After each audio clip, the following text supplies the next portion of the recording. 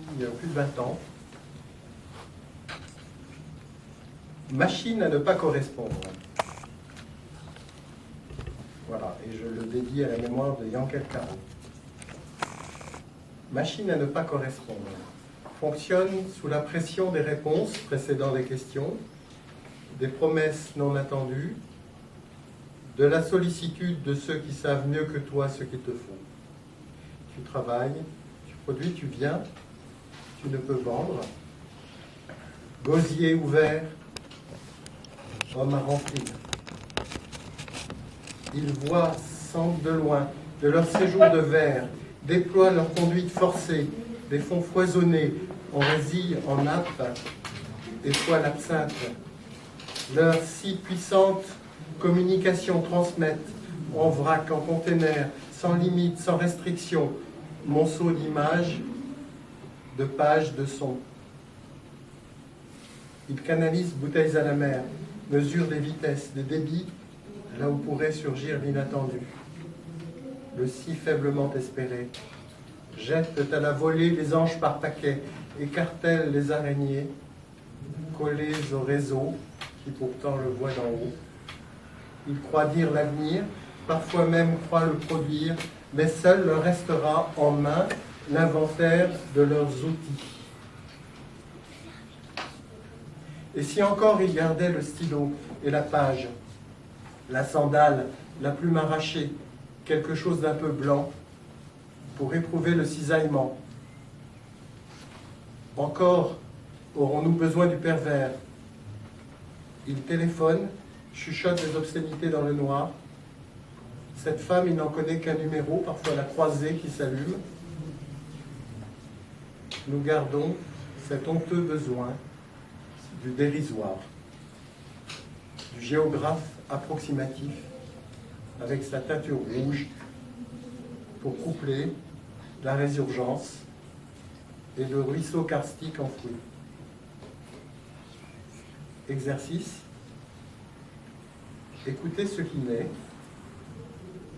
Envie d'allonger la main, de toucher, de caresser. Essayez de retenir. Décrochement. Suivre alors sur les voies du retour, dans le derme, les ligaments, jusqu'à la plèvre, et plus discrets encore, ces liquides, à leur rare moment de reflux, sueur, et sperme, et salive, et toute la larme de mon corps, faible témoin que rien ne va de soi, ni la parole, la parole, la parole.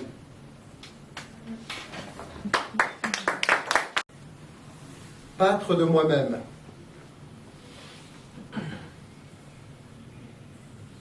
Table centrifuge.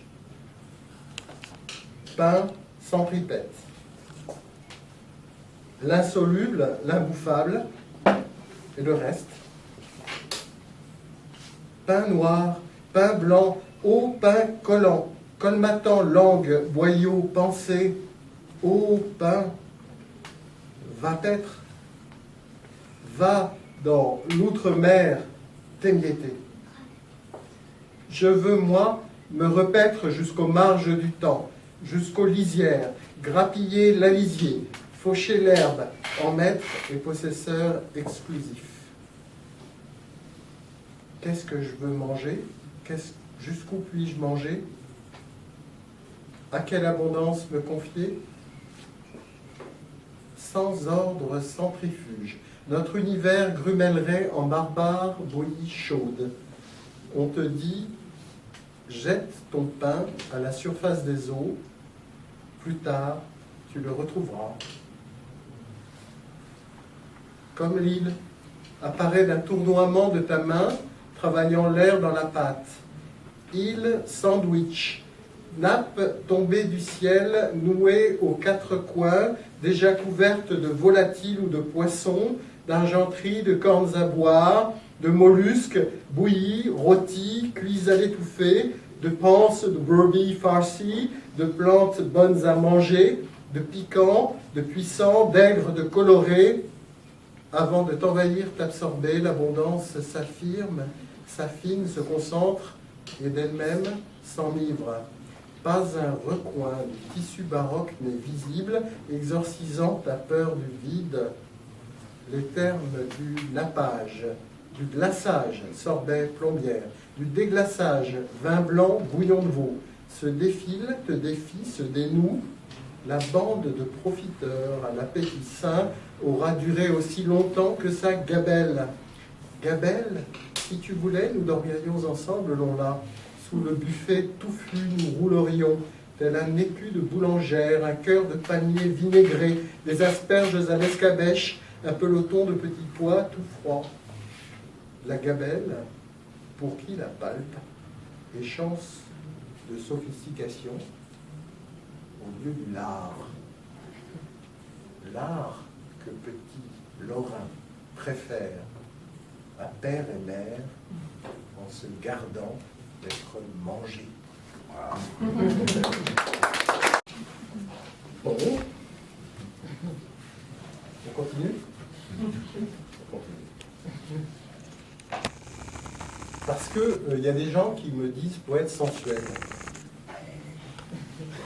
Alors, voilà, j'ai pris ma ceinture d'explosif. Menu à fredonner. Salade de langoustine à la vinaigrette de cumin. Turbo poêlé aux épices à la sauce de gingembre. Consommé d'écrevisses à la cardamome et canettes à la cannelle en 2 services. Jean-André Charial, Lousteau de Beaumanière. Plein les yeux. Lorsque j'étais enfant, un matin, tous les 3 mois, je vomissais une seule fois. Je passais ensuite la journée à la diète, me nourrissant d'eau et de morceaux de sucre. Je prenais le grand Larousse gastronomique de mes parents, avec leur complicité narquoise, et me repaissais d'illustrations en planches glacées, rosées, verdâtres. Je m'étonne encore du pouvoir d'évocation de ces images, de pâté cannelé ou en brioche, de galantine, de plombière, mais que je n'ai jamais contemplé, j'allais écrire en chair et en os, et jamais bien sûr éprouvé de la langue ni des dents. Pas grand-chose là-dedans qui aurait conservé l'énergie du queue, la cinétique du broyeur, du batteur, du mélangeur, de la cuillère en bois, de la sauteuse, plus rien de pulsatile. Ainsi nos yeux ne sourient que par les ridules, les cils, les muscles du visage sous la peau. En cela, ils sont comme ces nourritures froides, animées par un peu de buée sur l'orfèvrerie et sur les vers.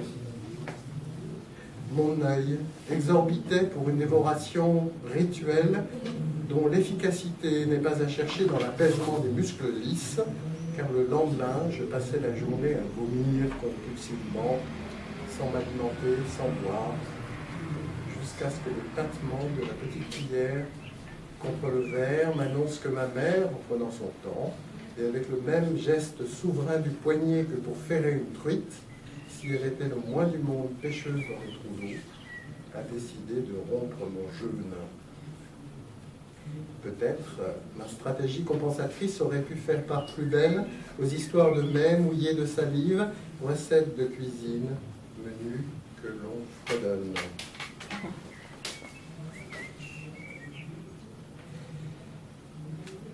Alors ensuite,